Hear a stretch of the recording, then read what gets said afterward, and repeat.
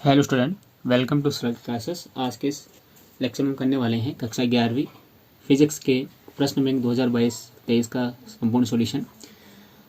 इसके पहले वाले वीडियो में हमने जो अपना अध्याय 2 है इसके ऑब्जेक्टिव टाइप क्वेश्चन का हल कर लिया है।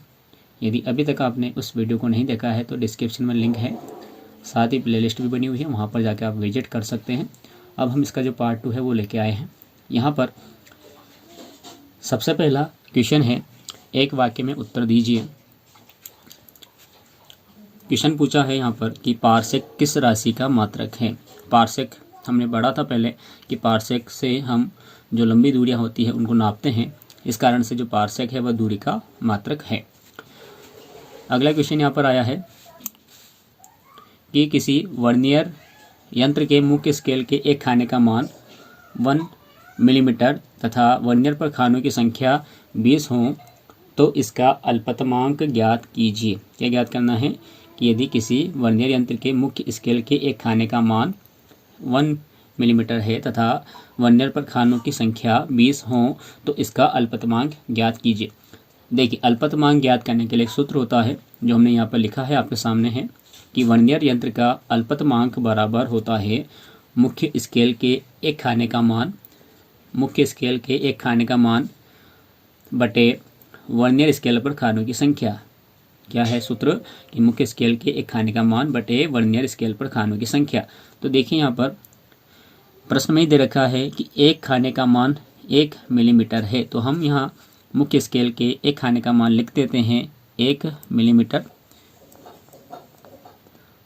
बटे वर्नियर स्केल पर खानों की संख्या। तो यहाँ पर दिया हुआ है कि वर्नियर स्केल खानों की संख्या जो है यह 20 है, तो हम यहाँ अपॉन में इसके 20 लिख देते हैं। अब आप यहाँ पर इस 1 को 20 से डिवाइड करेंगे, तो जब 1 को 20 से डिवाइड करेंगे तो आप यहाँ देख सकते हैं इसका जो आंसर है वो इस प्रकार से आएगा 0.05। क्या आएगा 0.05। ये यहाँ पर इसका अल्पतमांक आएगा। चूँकि खाने का मान मिलीमीटर में दिया हुआ था इसलिए हम यहाँ पर पीछे इसके मिलीमीटर लिख देते हैं, एम ये लिख दिया, तो ये इसका आंसर आ गया। उसके बाद अगला क्वेश्चन है, बल के मात्रक न्यूटन को मूल मात्रकों के रूप में लिखिए। जो बल का मात्रक है न्यूटन, आप जानते हैं कि बल का जो मात्रक है न्यूटन यह व्युत्पन्न मात्रक है। इसको मूल मात्रकों के रूप में लिखना है। मूल मात्रकों की संख्या 7 है, उसके रूप में हमें लिखना है। तो आप यहाँ देख सकते हैं कि बल का विभेद सूत्र हमने लिखा है जो होता है mL_t-2। अब t-2 लिखा हुआ है, इसका मतलब क्या हुआ कि जो t है वो अपॉन में है, बटे में है, इसलिए यहाँ पर घात इसकी माइनस में लगी हुई है। अब हम जानते हैं कि जो द्रव्यमान होता है उस द्रव्यमान को हम किलोग्राम में नापते हैं मूल मात्रकों में, तो हम यहाँ लिख देंगे किलोग्राम। उसके बाद लंबाई है और लंबाई को मूल मात्रकों में मीटर के द्वारा नापते हैं, इसलिए आ जाएगा किलोग्राम के बाद इनटू मीटर। माइनस लगा हुआ है, माइनस का मतलब होता है प्रति। माइनस का मतलब क्या होता है, प्रति होता है। टी यानी कि समय, और सेकंड को मूल मात्रकों में सेकंड के माध्यम से मापा जाता है, इसलिए हम लिखेंगे सेकंड। यह आ गया सेकंड। और यहाँ पर समय की जो घात है वो 2 है, इस कारण से हम यहाँ सेकंड के घात भी 2 लगा देंगे। तो इस प्रकार जो बल का मात्रक है उसको हमने यहाँ पर मूल मात्रकों के रूप में रिप्रेजेंट कर दिया है। तो आंसर हो गया इसका किलोग्राम इंटू मीटर प्रति सेकंड वर्ग। उसके बाद आप देख सकते हैं अगला क्वेश्चन यहाँ पर है कि परमाणु नाभिक की अमाप की कोटि लिखिए। जो परमाणु नाभिक होता है उसकी अमाप की कोटि कितनी होती है वो बताना है। तो परमाणु नाभिक के अमाप की कोटि होती है 10⁻⁻15 मीटर से 10⁻⁻14 मीटर तक। 10⁻⁻15 मीटर से लेकर 10⁻⁻14 मीटर तक होती है। ये जो आंसर हमने लिखा है वो मीटर में लिखा है, ऐसा पद्धति में लिखा है। उसके बाद अगला क्वेश्चन यहाँ पर है कि मूल राशियाँ किन्हें कहते हैं। 2 प्रकार की राशियाँ होती हैं, मूल राशियाँ, व्युत्पन्न राशियाँ। भौतिक राशियों को 2 भागों में व्यक्त किया है, मूल राशियों और व्युत्पन्न राशियों के माध्यम से। क्वेश्चन पूछा हमसे कि मूल राशियाँ क्या होती हैं, तो डेफिनेशन हम इस प्रकार से लिखेंगे, मूल राशियाँ उन भौतिक राशियों को कहते हैं जिन्हें व्यक्त करने के लिए अन्य भौतिक राशियों की आवश्यकता नहीं होती। यानी कि जो मूल राशियाँ होती है स्वतंत्र होती है, किसी के ऊपर डिपेंड नहीं करती है। उदाहरण के तौर पर जो हम मूल मात्रक पढ़ते हैं, मूल राशियाँ पढ़ते हैं, वो ही यहाँ पर हमें लिखना है। तो मूल मात्रक 7 हैं, इसलिए यहाँ पर हमें केवल राशियाँ लिखनी है। जो मूल मात्रक किन राशियों के मात्रक है, तो यहाँ लिखेंगे हम लंबाई, द्रव्यमान, समय, ताप, धारा, ज्योति तीव्रता और पदार्थ की मात्रा। ये सभी जो 7 हमने यहाँ पर नाम लिखे हैं, ये सभी मूल राशियाँ कहलाती हैं। एक बार और रिपीट कर रहा हूँ क्वेश्चन को कि मूल राशियाँ क्या होती है, किन्हें कहते हैं। तो मूल राशियाँ उन भौतिक राशियों को कहते हैं जिन्हें व्यक्त करने के लिए अन्य भौतिक राशियों की आवश्यकता नहीं होती है, जैसे लंबाई, द्रव्यमान, समय, ताप, धारा, ज्योति तीव्रता और पदार्थ की मात्रा। ये सभी मूल राशियाँ कहलाती हैं। उसके बाद अगला क्वेश्चन आप देख सकते हैं। क्वेश्चन पूछा है कि एम्पियर तथा न्यूटन में से कौन सा मूल मात्रक है। देखिए, एम्पियर धारा का मात्रक है, न्यूटन बल का मात्रक है। जो धारा होती है ये अपने ऐसे पद्धति में जो मूल मात्रक है उनमें शामिल होता है, जबकि न्यूटन जो है ये व्युत्पन्न मात्रक है। तो यहाँ पर पूछा है कि कौन सा मूल मात्रक है, तो हम आंसर लिख सकते हैं कि एम्पियर यहाँ पर मूल मात्रक है। उसके बाद अगला प्रश्न हमारे सामने आता है। अब क्वेश्चन आ गए हैं अति लघुत्तरी प्रश्न के, जो कि 2 अंक के हैं। पहला क्वेश्चन यहाँ पर आया है कि ऐसा पद्धति के सभी मूल राशियाँ, ऐसे पद्धति के सभी मूल राशियाँ एवं इनके मात्रक लिखिए। आप चाहें तो इनके संकेत भी लिख सकते हैं। तो हम इस प्रकार से आंसर इनका देंगे कि ऐसे पद्धति के मूल राशियाँ और इनके मात्रक निम्नलिखित हैं। 7 मूल राशियाँ होती हैं और 7 इनके मूल मात्रक होते हैं। तो हमने यहाँ पर कॉलम बनाए हुए हैं, क्रमांक, मूल राशियाँ और मात्रक। सबसे पहले राशियाँ हम बात करते हैं तो 7 राशियाँ हमने पहले वाले क्वेश्चन में देखा था कि लंबाई होता है, द्रव्यमान होता है, समय, ताप, धारा, ज्योति तीव्रता और पदार्थ की मात्रा, ये मूल राशियाँ हैं। इनके मात्रक हमें लिखना है। तो लंबाई का मात्रक होता है मीटर, द्रव्यमान का मात्रक होता है किलोग्राम, समय का मात्रक होता है सेकंड, ताप का मात्रक होता है केल्विन, धारा का मात्रक होता है एम्पियर, ज्योति तीव्रता का मात्रक होता है कैंडेला और पदार्थ की मात्रा का मात्रक होता है मोल। उसके बाद अगला क्वेश्चन आया है यहाँ पर, विमीय विश्लेषण की सीमाएं लिखे। अब विमीय विश्लेषण होता क्या है, तो देखिए, जब हम किन्हीं भौतिक राशि को एक्स, वाई और जेड इन घातों के रूप में निरूपित करता है एमएलटी के, तो इन्हें हम विमीय विश्लेषण या विमा पद्धति कहते हैं। तो इसकी सीमाएं क्या है, तो पहली सीमा ये है, हमने यहाँ पर इनकी 3 सीमाएं लिखी। इस कारण से लिखी है, यदि मान लिया जाए कि क्वेश्चन 2 नंबर पर ना आते हुए 3 नंबर में आया, तो हमें 3 विशेषताएं, 3 सीमाएं वहाँ लिखनी पड़ेगी। इस कारण से तो विमीय विश्लेषण की सीमाएं, तो पहला है कि इनके द्वारा विमाहीन नियतांकों के मान ज्ञात नहीं किए जा सकते। जो भी नियतांक आते हैं, स्थिरांक आते हैं, उनके मान हम इस पद्धति से ज्ञात नहीं कर सकते। दूसरा है यहाँ पर कि यदि कोई भौतिक राशि 3 से अधिक मूल राशियों पर निर्भर करती है, 3 से अधिक राशियों पर निर्भर करती है, तो इनके बीच में संबंध स्थापित नहीं किया जा सकता। अधिकतम 2 राशियों के बीच हम संबंध स्थापित इस विधि से कर सकते हैं, लेकिन 3 से ज़्यादा के संबंध इससे स्थापित नहीं कर सकते। इस विधि से हम ये नहीं जान पाते हैं कि राशि सदिश है या अदिश। इस विधि से हमें ये नहीं पता चलता कि जो भौतिक राशि हम सॉल्व कर रहे हैं उसका विमीय सूत्र हमारे सामने है, तो वो भौतिक राशि सदिश होती है या फिर अदिश होती है, ये हम यहाँ पर नहीं जान पाते। उसके बाद अगला क्वेश्चन आता है कि विमीय विश्लेषण के उपयोग बताइए। जो विमीय विधि है उसके क्या क्या उपयोग हैं, तो यहाँ पर भी हमने 3 उपयोग इसके लिखे हैं। पहला उपयोग है यहाँ कि किसी भौतिक राशि का मात्रक ज्ञात करना। यदि भौतिक राशि का हमें मात्रक ज्ञात करना है तो हम विमीय विश्लेषण विधि से आसानी से ज्ञात कर सकते हैं। किसी भौतिक राशि के मात्रक को एक पद्धति से दूसरी पद्धति में बदलना। हम जानते हैं कि मात्रक की मापन की 3 पद्धतियां हैं, सेजस पद्धति, एफपीएस पद्धति और एमकेएस या फिर एसआई पद्धति। इन मात्रकों को हम आपस में बदल सकते हैं इस विधि की सहायता से।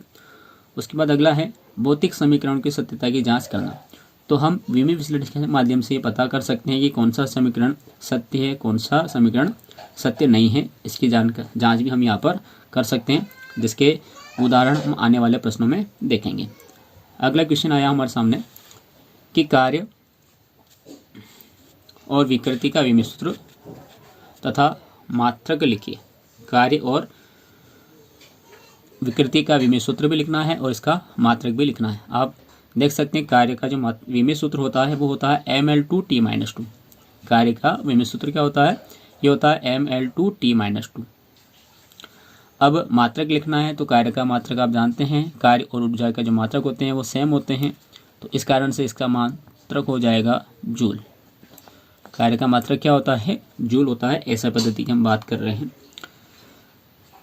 उसके अलावा विकृति का विमेय सूत्र, तो देखिए विकृति जो है एक विमाहीन राशि है, तो न तो इसका कोई विमेय सूत्र होता है और ना ही कोई इसका मात्रक होता है। तो यहाँ हमने लिखा है कि m0 l0 t0 तीनों जीरो है, इसलिए विमाहीन राशि है। और इसका मात्रक, तो इसका मात्रक भी कुछ नहीं है, यहाँ लिख देंगे हम, इसका मात्रक नहीं है, इसका कोई मात्रक नहीं है, इसका कोई मात्रक नहीं है।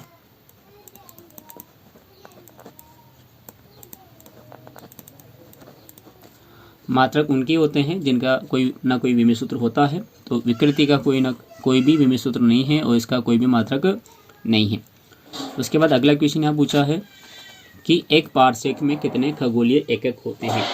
एक पारसेक दिया हुआ है, तो पारसेक में हमें बताना है कि इसका खगोलीय में कितना मान होता है, एक AU होता है। तो आंसर है कि एक पारसेक बराबर होता है 3.05 इंटू 10⁵ खगोलीय मात्रक। कितना होता है? तो एक पारसेक बराबर होता है 3.05 इंटू 10⁵ खगोलीय मात्रक, ये इसका मान होता है। उसके बाद अगले क्वेश्चन की ओर हम बढ़ते हैं।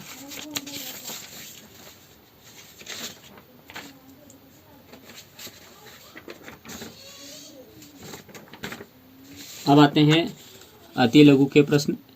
खत्म होने के बाद लघु उत्तरीय प्रश्न जो कि 3 अंक के आने वाले हैं, हम इनको भी कर लेते हैं। यहाँ पर पहला क्वेश्चन आया है आपके सामने कि समीकरण दिया हुआ है t = 2π√L/g, यानी कि t बराबर 2π अंडर रूट के अंदर L/g की शुद्धता की जांच कीजिए, जहां t सरल लोलक का आवर्तकाल है, L यहाँ पर उसकी प्रभावकारी लंबाई है और g यहाँ पर गुरुत्वीय त्वरण है। तो सबसे पहले जो भी यहाँ पर राशियाँ दी जाती हैं उनके हमें विमेय सूत्र यहाँ लिखने होते हैं। तो हम सबसे पहले यहाँ पर इनके विमेय सूत्र लिख लेते हैं। तो सबसे पहला क्या आया है? सरल लोलक का आवर्तकाल आया है, तो हम सरल लोलक के आवर्तकाल का विमेय सूत्र लिख लेते हैं। सरल लोलक के आवर्तकाल का विमेय सूत्र, आवर्तकाल t का विमेय सूत्र।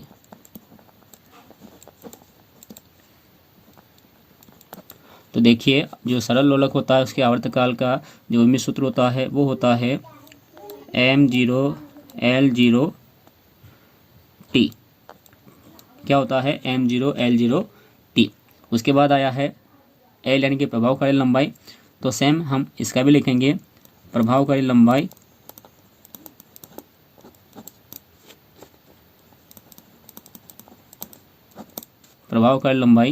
L का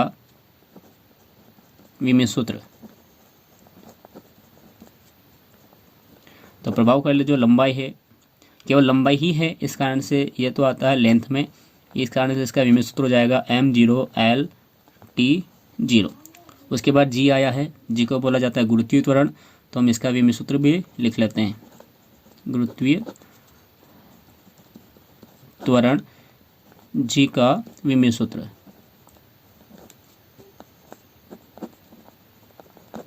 तो त्वरण है, तो त्वरण का विमेय सूत्र होता है m0 l t-2। मात्रकों का और विमेय सूत्रों का एक वीडियो भी बना रखा है, आप वहाँ से इनके विमेय सूत्र लर्न कर सकते हैं।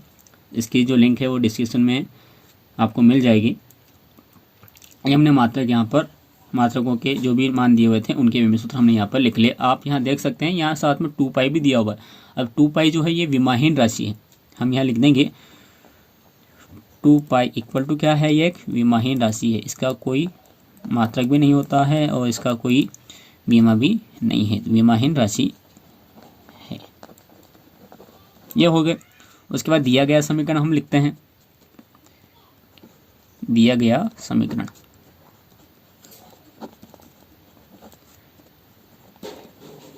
तो क्या समीकरण दिया था, तो ये था t बराबर 2π√L/g, ये दिया हुआ था।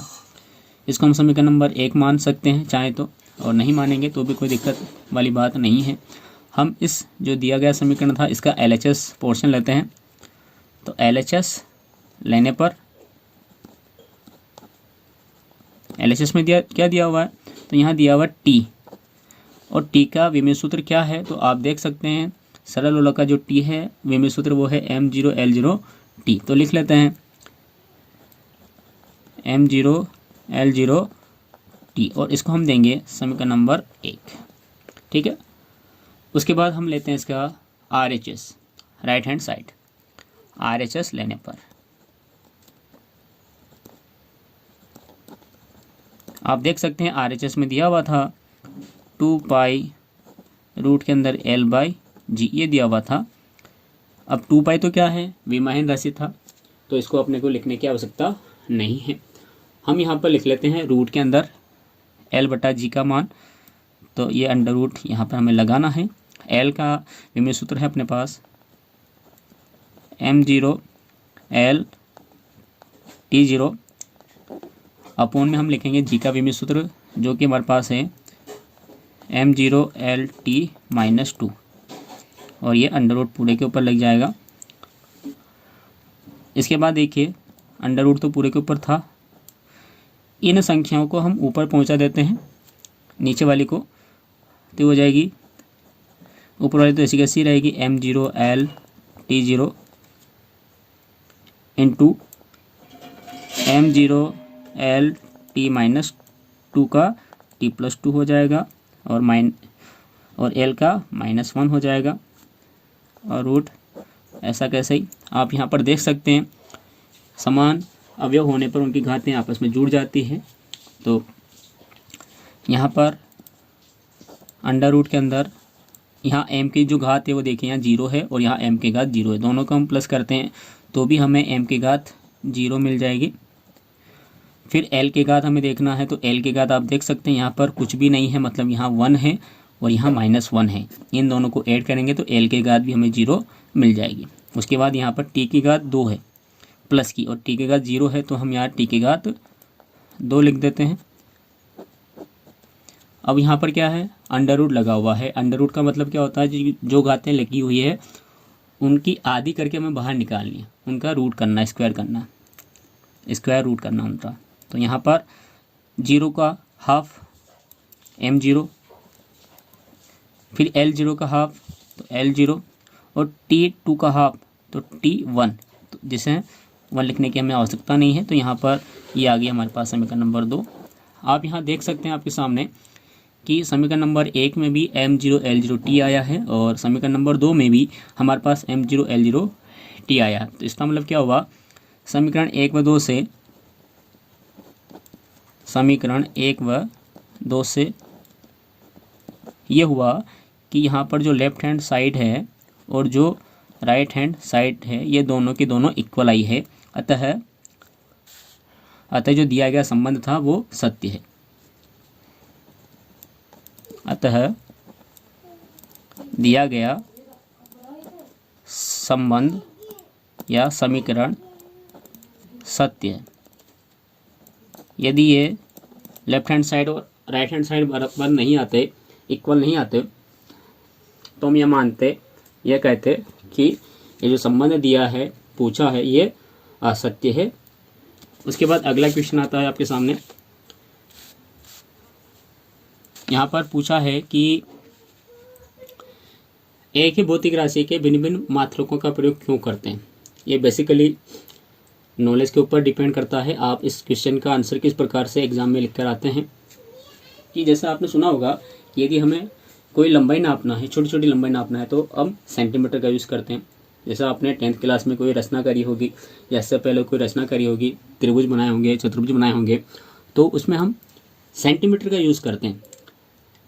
लेकिन जब हम कोई बड़ी दूरी नापते हैं, जैसे हम मार्केट में जाते हैं कपड़ा लेने के लिए, तो वहाँ पर हम मीटर शब्द का प्रयोग करते हैं। मात्रक तो लंबाई का ही है। यदि हम बहुत बड़ी दूरी तय करते हैं, जैसे हमें किसी शहर से दूसरे शहर में जाना है, तो हम वहाँ पर किलोमीटर का प्रयोग करते हैं। यदि हमें ग्रह और तारों की दूरी नापना है तो हम वहाँ पर प्रकाश वर्ष का प्रयोग करते हैं, पारसेक का प्रयोग करते हैं।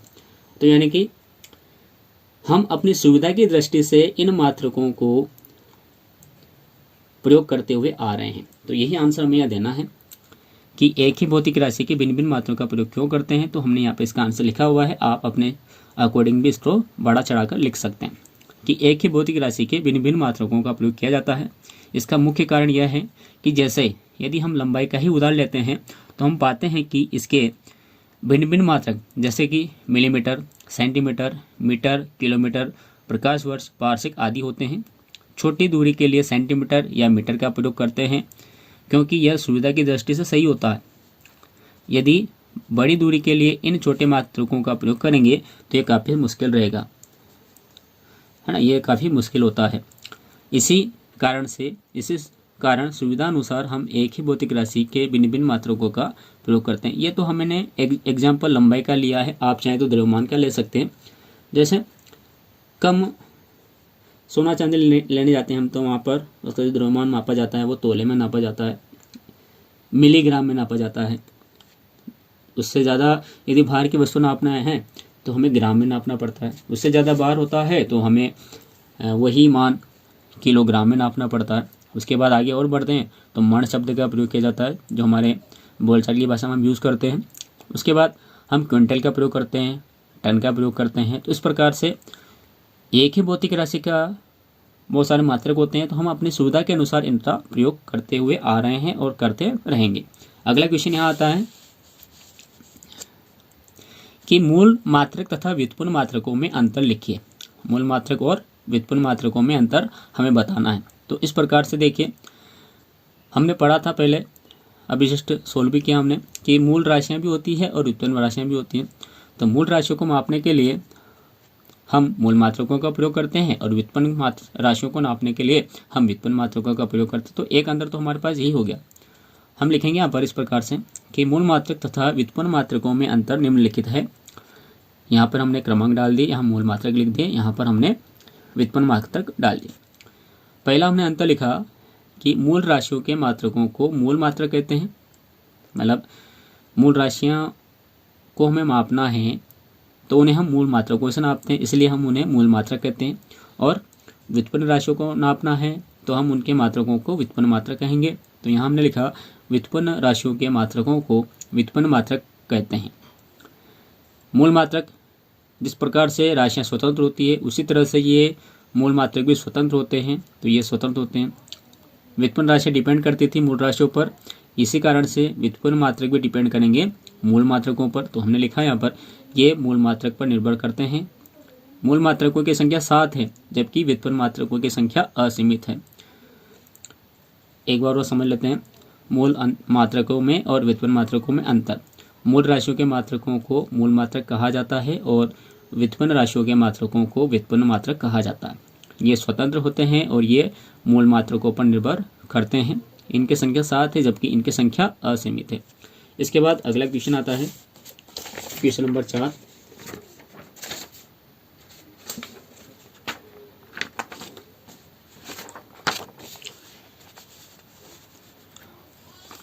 देख सकते हैं यहाँ पर पूछा है हमसे कि भौतिक समीकरण v² बराबर u² प्लस 2as की शुद्धता की जांच की। हमने पढ़ा था कि विमीय विश्लेषण की क्या क्या उपयोग है, तो एक उपयोग ये भी है शुद्धता की जांच करना।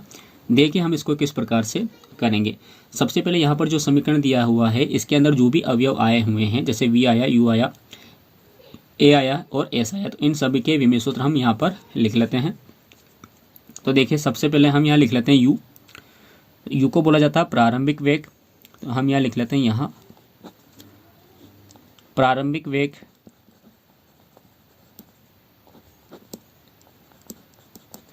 u का विमीय सूत्र।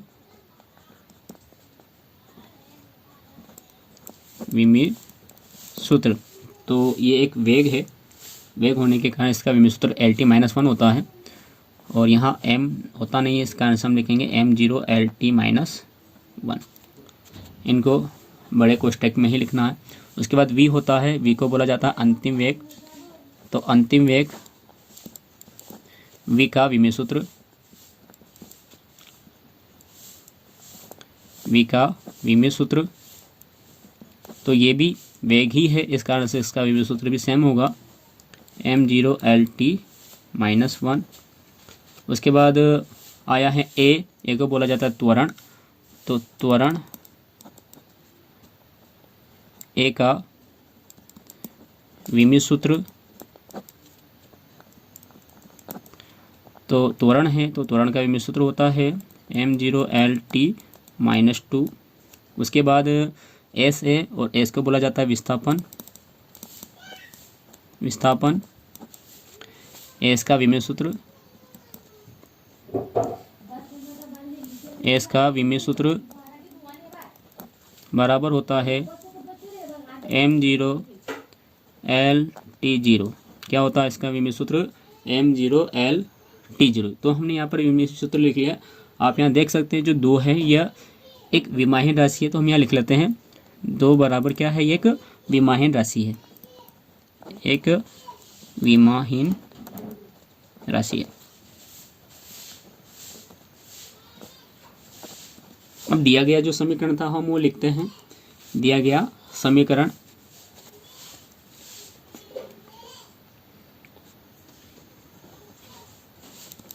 दिया गया समीकरण,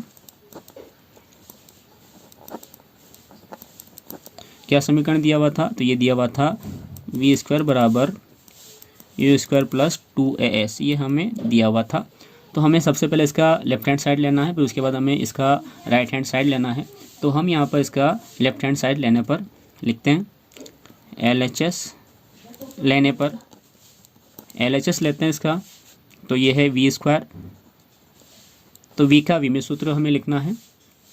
तो v का विमीय सूत्र क्या था, तो आप देख सकते हैं v का विमीय सूत्र था m0L_t-1। लिखें, यहाँ पर लिखा हमने m0L_t-1, ऊपर स्क्वायर लगा हुआ तो यहाँ स्क्वायर लगा देते हैं और स्क्वायर का इनटू इसकी घातों में कर देते हैं।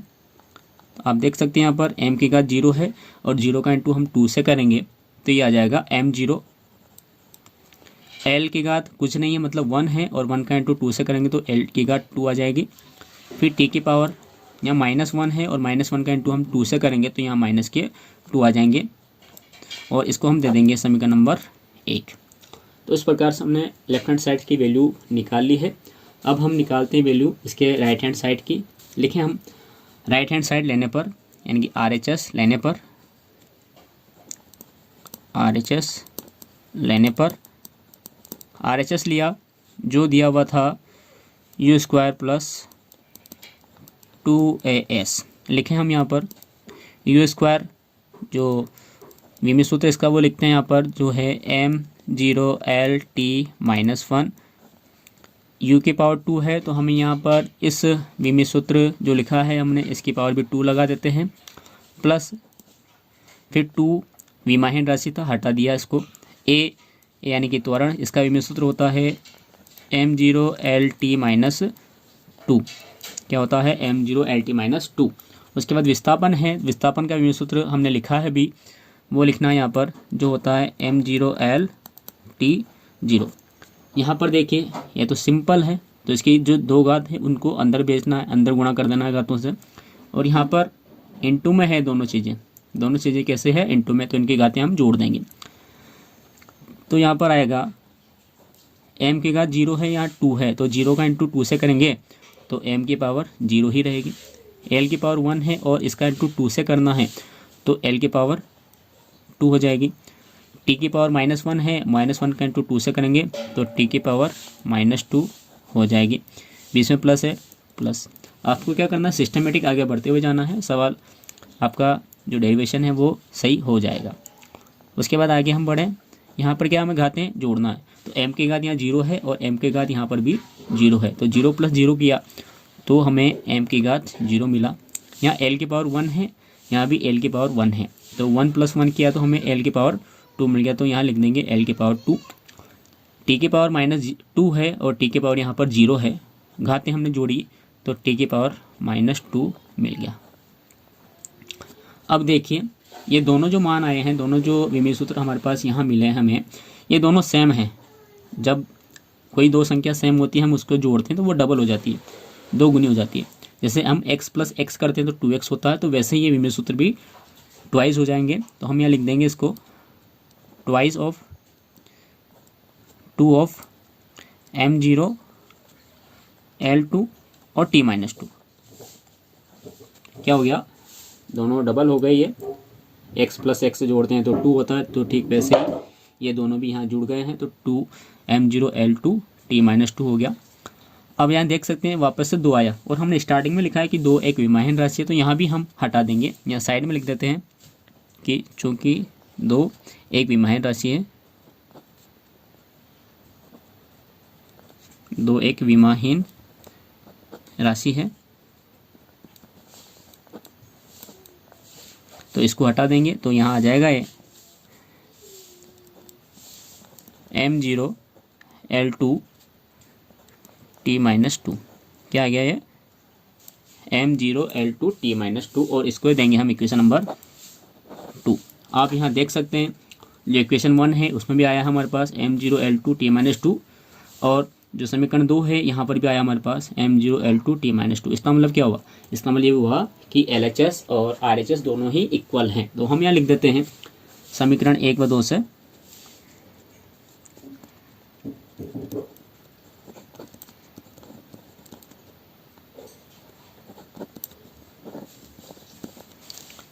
LHS बराबर RHS, अतः दिया गया संबंध सही है।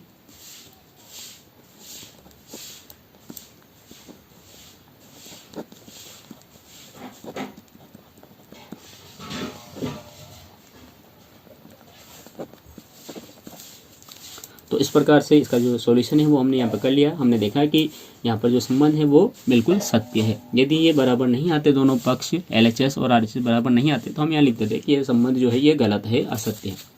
चलिए अब इसका क्वेश्चन में का लास्ट क्वेश्चन हम कर लेते हैं। यहाँ पर यूनिट 1 का मात्रक और मापन का यहाँ पर दिया हुआ है क्वेश्चन, देख सकते हैं कि वायु में ध्वनि का वेग v है, वायुदाब p है और घनत्व d पर निर्भर करता है। विमीय विधि से ध्वनि के वेग v के लिए न्यूटन के सूत्र की स्थापना कीजिए। तो सबसे पहले क्या है, जो ये बात दी है कि विमीय विधि से ध्वनि के लिए वेग के लिए न्यूटन के सूत्र की स्थापना करना, वो करना है हमें।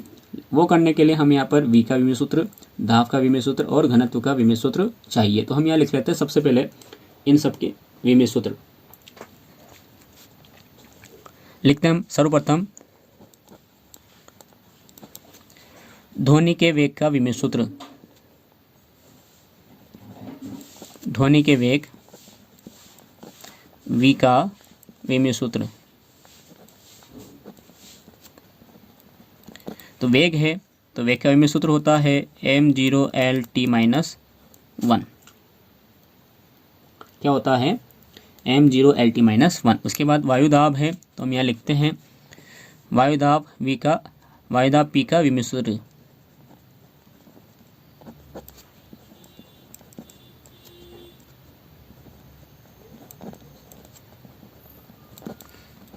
तो वायुदाब p का विमीय सूत्र होता है ml-1 t-2। ml-1 t-2 ये इसका विमीय सूत्र होता है। उसके बाद घनत्व d का विमीय सूत्र भी हम लिखें।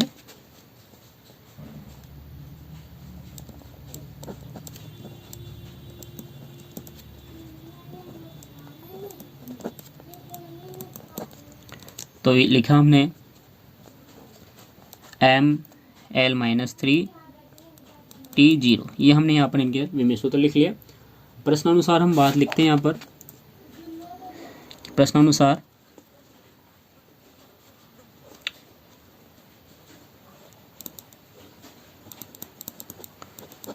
क्या बोला है कि ध्वनि का वेग v वायुदाब p और d पर निर्भर करता है। मतलब क्या हुआ, मतलब ये हुआ कि v प्रोपोर्शनल टू p की पावर x और d की पावर y। हमें नहीं पता कि यहाँ पर p रूट में आएगा, पी घातों में आएगा, नहीं पता, इसलिए हमने पी की पावर एक्स और डी की पावर हमने वाई लिखे यहाँ पर। इसको हम दे देंगे समीकरण नंबर 1, क्योंकि फाइनली हमें आंसर यही निकालना है। अब देखिए, समानुपाती या अनुक्रमानुपाती होता है तो उसे हमें हटाना पड़ता है, तो इसको हटा देते हैं। तो यहाँ एक नियतांक आ जाएगा के। तो ये लिखा हमने v बराबर के पी की पावर एक्स और डी की पावर वाई। यहाँ लिख देंगे हम के एक नियतांक है जो कि व्यमाहीन है।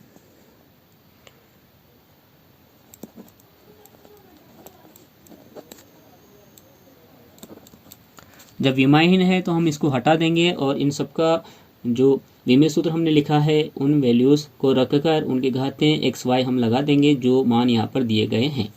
सबसे पहले v का विमेय सूत्र हमें लिखना है। तो v हो गया, देखिए m0 LT - 1 equal to p का विमेय सूत्र हम यहाँ लिखेंगे जो कि है ml - 1 t - 2 की पावर x कर देंगे, और यहाँ पर d जो है ml - 3 t0 इसकी पावर कर देंगे y। उसके बाद प्रोसेस वही करना है, सबसे पहले घातों को हल करना है, उसके बाद इनको घातों को ऐड कर देंगे। आगे का पोर्शन एज इट इज चलेगा। m0 LT - 1 इक्वल टू यहाँ पर m की पावर x हो जाएगी, l की पावर -1 का इंटू x में करेंगे तो -x हो जाएगा, t की पावर -2 का इंटू x में करेंगे तो -2x हो जाएगा। फिर इधर y का इंटू करना है, y का कर देते हैं तो m की पावर y हो जाएगी, l की पावर -3 है, y का इंटू करेंगे तो l की पावर -3y होगा, और t की पावर 0 है तो यहाँ भी 0 आ जाएगी। अब घातों को हम जोड़ देते हैं, तो ये हो गया m0 LT - 1 बराबर, यहाँ पर देखिए इसकी पावर x है m की और यहाँ पर m की पावर y है, तो ये हो जाएगा m की power x plus y। l आया है तो l लिखेंगे। यहाँ पर भी सेम हमें वही करना है, घातों को जोड़ना है। तो यहाँ पर घात -x है और यहाँ पर घात -3y है, तो घातें जुड़ जाएगी इस प्रकार से। तो -x -3y। उसके बाद t की घातों को भी जोड़ना है, तो t की घात यहाँ पर -2x है और यहाँ t की घात 0 है, तो ये हो जाएगी t की पावर -2x।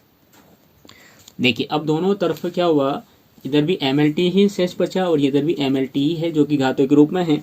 तो हम यहाँ पर इनके घातांकों की तुलना कर लेते हैं। हमने लिखेंगे यहाँ पर घातांकों की तुलना करने पर,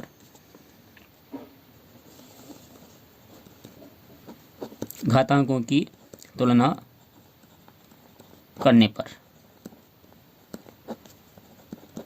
दोनों पक्षों में घातांकों की तुलना करेंगे। आप यहाँ देख सकते हैं कि यहाँ m की पावर x प्लस वाई है और यहाँ m की पावर 0 है। मतलब क्या हुआ कि x plus y equal to 0, x plus y equal to कितना हुआ, 0 हुआ। आगे देखें, l की पावर यहाँ -x -3y है और यहाँ l की पावर कुछ नहीं है, मतलब 1 है। तो इसकी तुलना इसके साथ में की हमने, तो ये हो गया -x -3y इक्वल टू 1। और लास्ट देख लेते हैं, यहाँ पर दिया हुआ t की पावर -2x और t की पावर -1। तो इन दोनों का कंपैरिजन हम करते हैं, तो -2x के बराबर -1 है, तो -2x बराबर -1। आप यहाँ देख सकते हैं हमें x और y के मान निकालने हैं, तो आप इन तीनों समीकरणों में से जिसका भी यूज़ करना चाहें उससे निकाल सकते हैं।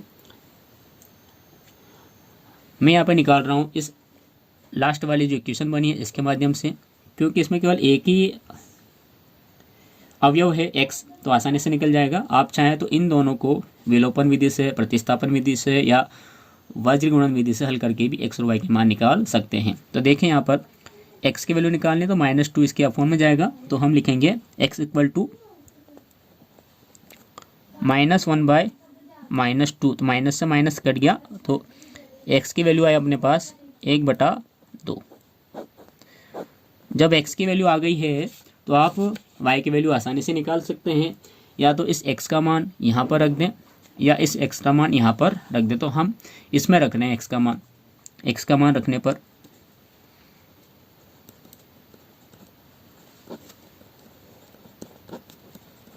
x का मान लिखेंगे तो ये था 1/2 और y बराबर 0। y की वैल्यू निकालनी है तो y इक्वल टू आ जाएगा -1/2। देखिए ये x की वैल्यू आ गई है और ये y की वैल्यू आ गई है। तो इन दोनों वैल्यूज़ को हम समीकरण 1 में लिख देते हैं और अपना जो आंसर है वो ज्ञात कर लेते हैं।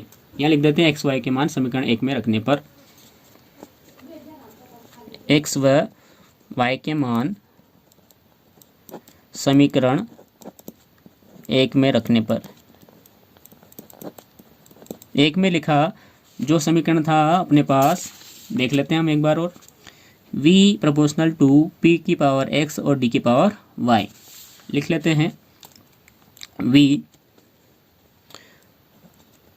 प्रोपोर्शनल टू या अनुक्रमानुपाती p की पावर x, तो p की पावर x का जो मान है वो 1/2 है तो 1/2 लिखेंगे और d की पावर है अपने पास -1/2, जो y का मान था तो -1/2 लिखेंगे। आप यहाँ देख सकते हैं कि यहाँ पर 1/2 है और यहाँ भी 1/2 है, लेकिन अंतर यह है कि यहाँ माइनस है। तो हमने घातांक के नियम पढ़ा है, यदि a की घात -m होती है तो हम उसको पॉजिटिव करने के लिए बटे में भेज सकते हैं। तो इसको हम बटे में भेज देते हैं। यहाँ लिख देता हूँ मैं फॉर्मूला कि यदि a की पावर -m होती है तो उसको 1/a की पावर पॉजिटिव m अपन हम कर सकते हैं। तो इसको पॉजिटिव कर देंगे तो बन जाएगा v प्रोपोर्शनल टू p की पावर 1/2 और अपॉन में d की पावर 1/2 पॉजिटिव हो गई। अब यहाँ देख सकते हैं आप कि p की पावर भी 1/2 है और d की पावर भी 1/2 है, दोनों की पावर सेम बना देते हैं, यानी कि घात बाहर ले लेते हैं। तो बन जाएगा ये v प्रोपोर्शनल टू p/d और इन दोनों की जो पावर है वो 1/2 हम यहाँ पर लगा देते हैं। और साथ ही एक रूल और है, आप देख सकते हैं यहाँ पर कि यदि a की पावर 1/2 होती है तो हम उसको √a कर सकते हैं। क्या कर सकते हैं? यदि a की पावर 1/2 होती है तो हम उसकी घात को रूट में बदल सकते हैं। तो ये 1/2 इन दोनों की पावर है, तो इसका मतलब क्या होगा, ये दोनों संख्याएं रूट के अंदर आ जाएगी। तो हम लिख देते हैं यहाँ पर v प्रोपोर्शनल टू रूट के अंदर p/d।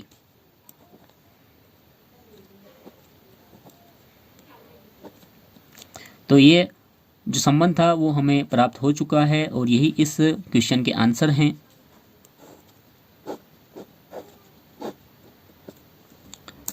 और हम यहाँ लिख देते हैं कि यही अभिष्ट संबंध है, यही v p व d में अभिष्ट संबंध है।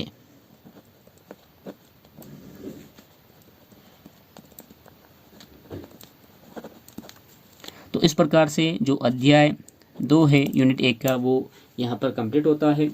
आई होप आपको जो वीडियो है वो अच्छा लगा होगा।